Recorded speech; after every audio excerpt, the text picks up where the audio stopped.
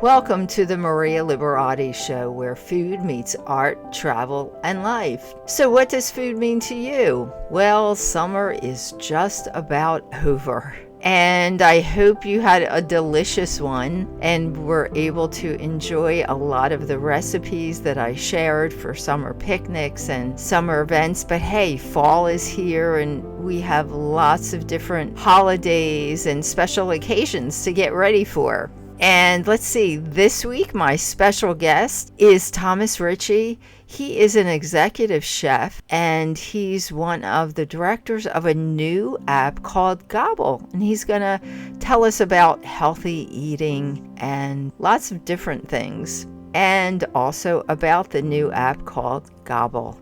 And I will also be sharing a recipe for these biscotti that are traditional in Tuscany. They're called cantucci, and they're great to have to bring in fall. And, you can make those and take them for lunch, give them to the kids for their school lunches, or if you're needing to take a snack with you for lunch at work, you can take those to the office. If you're working from home, they're also great for snacks, and they're also great for after dinner as well, a really nice light after dinner dessert. And I'm also going to be reading an excerpt from my new book, The Basic Art of Italian Cooking, Diaries, Seasons, and the excerpt is a September 6th entry that I made in my diary, and it's about a trip to Chianti and these cantucci biscotti. So stay with me.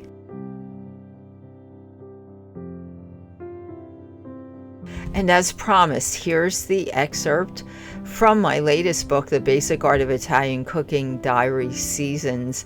This is an excerpt. It was a diary entry from a September 6th in the past. And this diary entry is titled, The Hills Are Alive. And stay tuned because it does contain that recipe for a cantucci biscotti. As I remembered the song from my favorite musical, The Sound of Music, I thought to myself as we drove along the hills in Chianti, how alive they are with the beauty of grapevines, filled with plump black grapes, almost ready for the vendemmia, which is the wine harvest. I don't think I can ever look at another hill without remembering the beauty of Chianti, its green rolling hills decorated with tall, proud cypresses and sunflowers that seem to greet you as you pass. As we drove the sharp curves and winding roads, a calm came over me.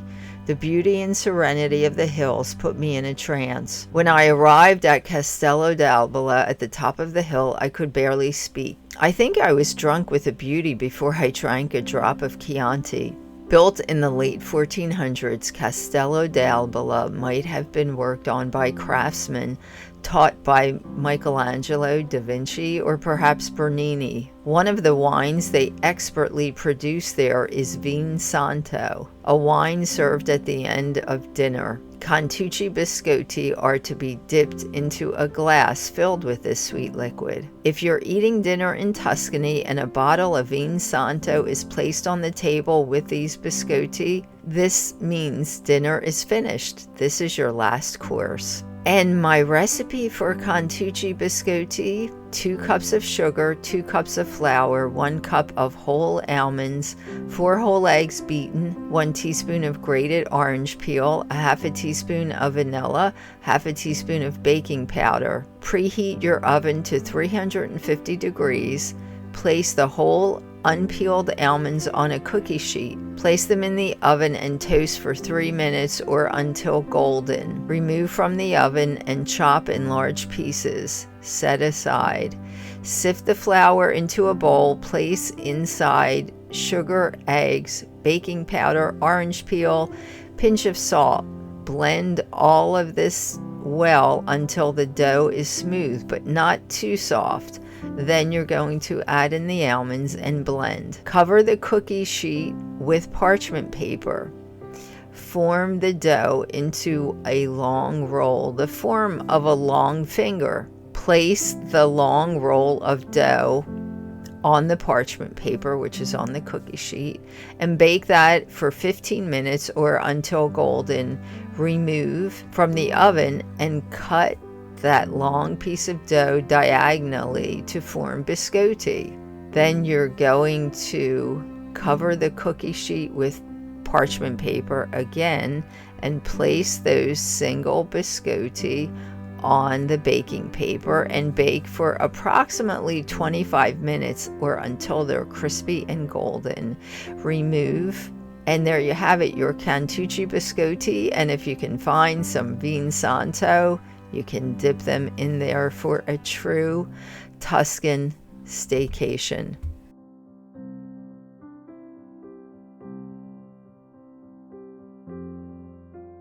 So my guest today is Thomas Richie, and he is the executive chef and partner with Gobble, which is a really interesting e-commerce meal prep company helping families to get healthier, eat healthier. And he's going to tell us about, how the whole food sort of landscape has changed for eating with families and all of that, and how we can still do that and eat healthy, and how families can still eat together and all that good stuff, right, Thomas? Yeah, good morning, Maria. Thank you very Good much for having me morning. on today. Thanks. So yeah, any, I guess, first thoughts on how people can be eating together as a family? People don't, I don't know if people realize how important that is to eat together as a family. No, I mean, growing up, my father traveled a lot for work, and so we oftentimes just ate with my sister, my mom, and my Right. brother, and we didn't have our entire family there to have that like dynamic together. So anytime that he did, come back from traveling, we had meals together. It always seemed like a special event, right? And I love that Yes, camaraderie of all sitting at the table and talking together and just enjoying great food and the company, and just yeah, it was a wonderful thing as a child. exactly. Yep. Sharing a meal. I think there's nothing better than that. But with kids, with their phones at the table and all of that, there's not a lot of that communication and reaction to the food that they're having. So I guess with the COVID and all that, has any of this landscape kind of changed how people can be eating, any tips or anything like that, as far as kind of trying to keep the families cohesive and keeping the eating healthy and as a family.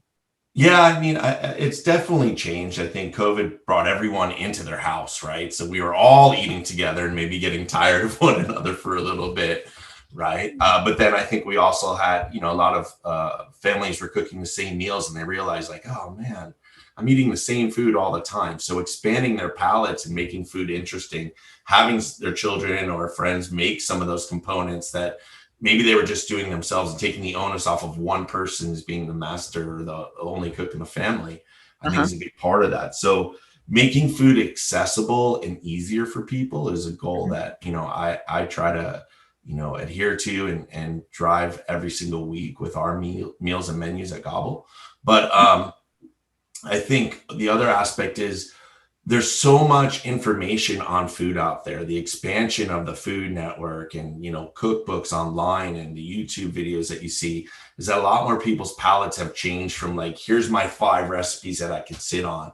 And so expanding the platform of more ethnically involved cuisines or flavors from around the world that look great. I mean, you eat with your eyes before your mouth, right? So everyone's on Yes, like their IG accounts looking at all this food, like, oh my God, that looks so great. How do I make that, right? So yes, making yes. some of those meals accessible through ingredients or through just simplifying the recipe process, I think is a big part of it for chefs like myself. That's great. Yeah, and I think it's a good way to introduce different cultures, right, to kids, and not only learn about their family history, but other cultures as well. The thing that always amazed me once the Food Network started getting popular, when I would do book signings, there would be kids coming up to me and like they would be asking about pesto, and I'm like, pesto? How do you know about pesto?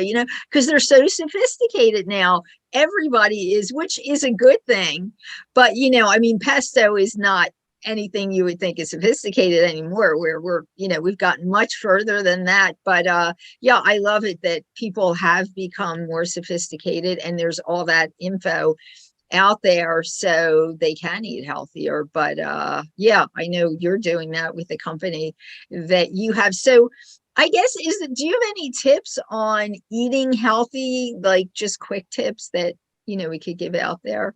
Yeah, I mean, absolutely. There's a couple things, and the first part is I think oftentimes we're creatures of this is what I'm feeling like I want to eat right now, and or we'll wait until the last minute when we're like, okay, I'm really hungry, and then we start grabbing things that are right in front of us, or like Yes. I'm going to make a healthy, quick decision because I don't want to put the time and effort into cooking. So I think the first part of it is to take a little time for yourself and plan out your meals. Like, how am I going to eat this week? And when I do get those cravings, what am I going to have in my pantry that can satisfy those that are going to be healthier alternatives to maybe the junk food that I might go to or some of the fast food options that I have? And so meal planning, although it sounds very like a dedicated another thing to think about, really is important. I was like, hey, I know that maybe once during the week I want some Asian inspired cuisine. So maybe I'll have some of those meal concepts in there. Or maybe I want some Latino, Latin American or Mexican food in there. I notice I eat. What are my behaviors and how do I put ingredients that surround that? I think building out your pantry with sustainable items that are going to last a little longer, and then utilizing fresh ingredients to just kind of make those last minute really help, right? So you can feel like you're not making things from scratch.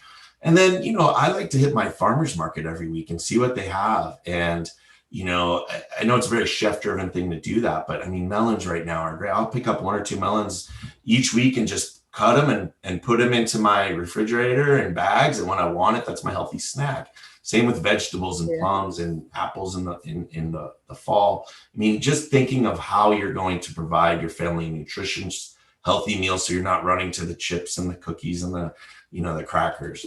Exactly.